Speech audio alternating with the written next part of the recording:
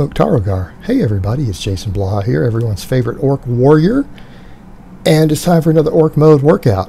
And as you guys can see, I didn't squat today. I'm actually doing pretty well just emotionally and stuff today. I know I'd mentioned I have some stuff in my personal life going on, but a lot of that's actually resolving pretty well. I'm actually working through all those different things going on, and you know, I haven't let any of that affect my training, and that's the good thing. I've stayed positive with all of it. Again, not going to talk about it, but again, it goes to show that if you're careful about things, you can mitigate real world stress with your training. Everything's going along good. I feel like definitely losing body fat, you know, still coming along good.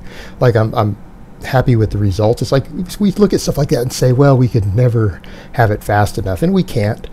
But I also feel like at this point in the game, now I'm losing body fat without any muscle loss.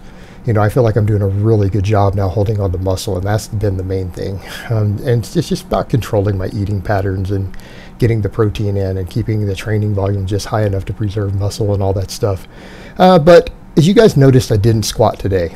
When I woke up this morning, my right hip, the actual hip itself, felt really inflamed, and I'm like, I could squat. It's not a muscular issue. I just feel like not aggravating it. I'm going to have the whole weekend for it to heal, and I'll use that recovery to do a couple extra sets of upper body stuff, right? So I did an extra set of closed grip and an extra set of weighted pull-ups. So I ended up doing 4 sets of each of these instead of 3.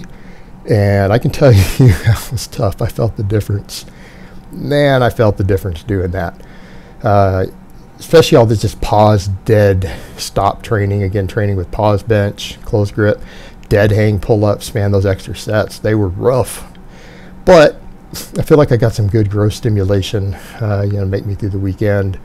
And again, my upper body could use it more. I mean, let's be realistic here, guys. YouTube, I'm still in a lot of ways lower body dominant. In some ways, my leg development is still pretty tremendous compared to my upper body, compared to a lot of other guys. Not saying like compared to some bodybuilders and stuff, but that's not my gig.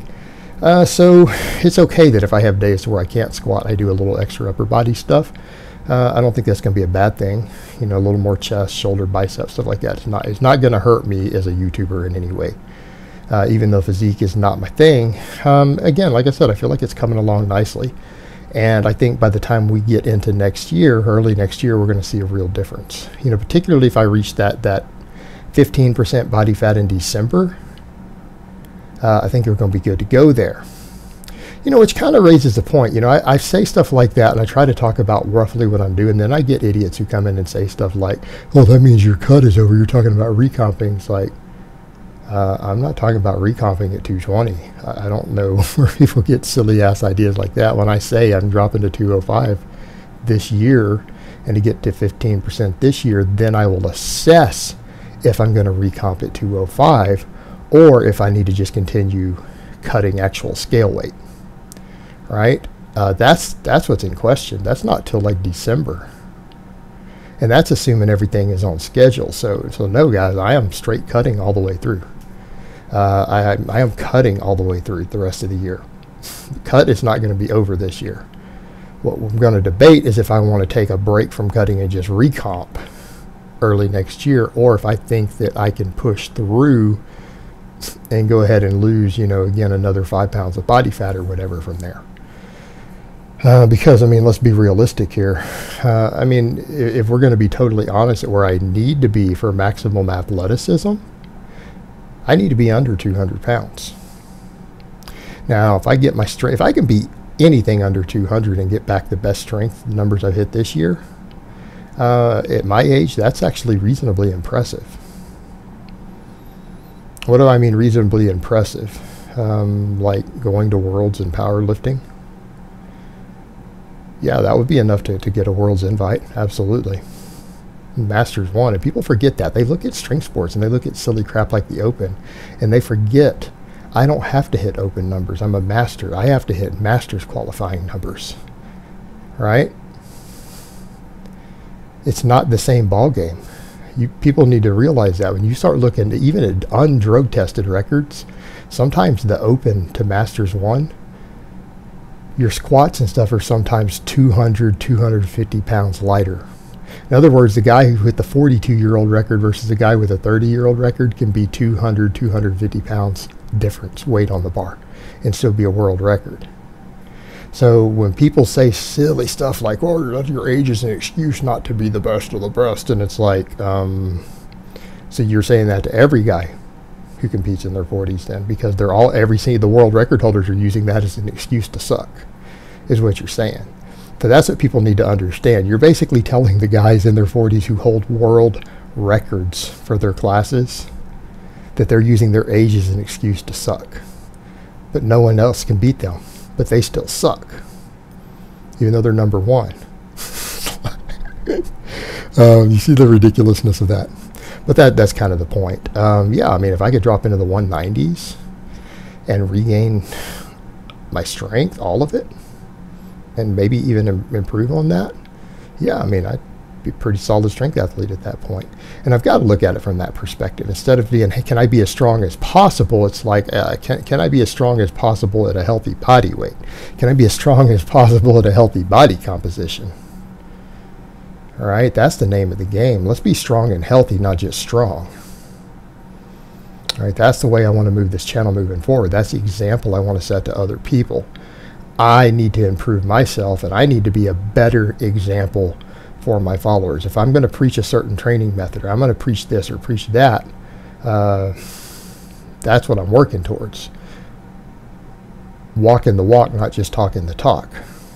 And it's not people saying, oh, you're just talking. I'm in the doing. I am in the doing right now. I am over 30 pounds into this cut, and I am committed to at least another 20. At least another 20. All right. I'm past the halfway mark.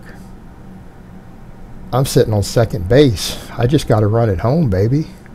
All I got to do is just run it home.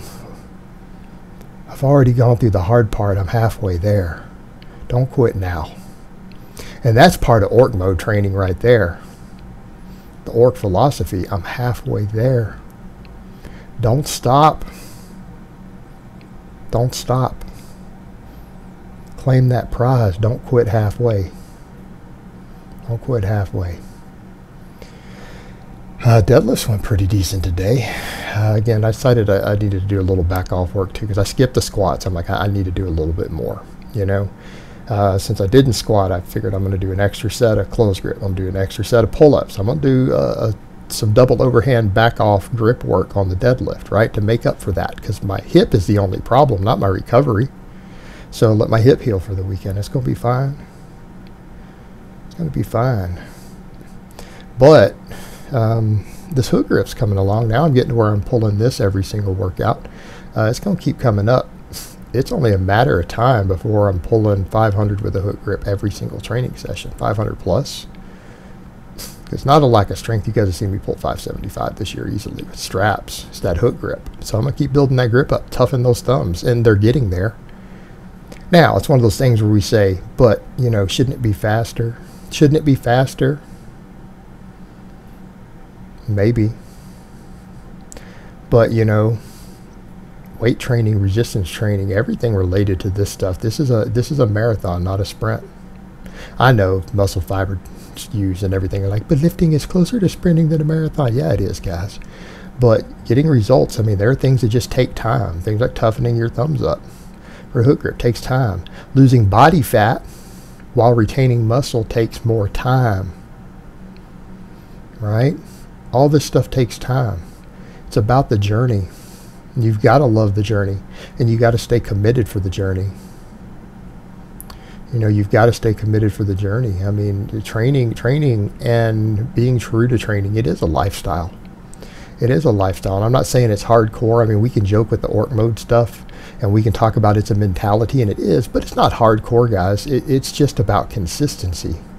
It's about habits. It's about saying, hey, I don't miss a workout. This is my training structure. This is my workout. These are the lifts I need to do. These are the numbers I need to hit, and you do it. It's about consistency. That's it. It's about consistency. That is a lifestyle, and I'm not saying that's hardcore. All right, it's not hardcore. It's not hard to get in and train really hard 3 days a week. It's not hardcore to get enough protein in. It's not hardcore to eat a salad instead of some pizza. All right, that's just about lifestyle and consistency. And that is a mindset. I'll agree with Bugenhagen on that one. All right, guys, but that's really all I have to say on that today. I hope it's been informative, and I will talk to you guys next time.